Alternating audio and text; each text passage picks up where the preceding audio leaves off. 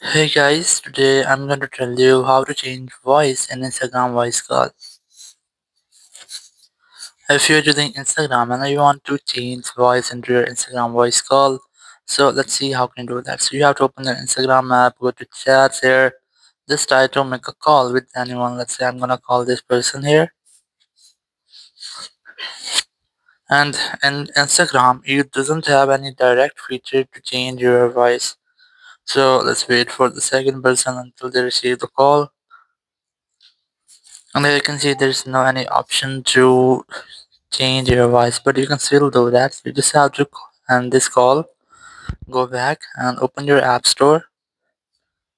And app store or play store, you have to simply search for voice changer for calls. So here's the app here. You just have to search for this one. You can see that this app is 4.7 rating, so it might be the best for you. You just have to tap on this get option to install that app. And after installation, you can easily change voice for your calls. You can see that there are different options to change your voice in any call. So in this way, you can easily change voice in Instagram voice calls.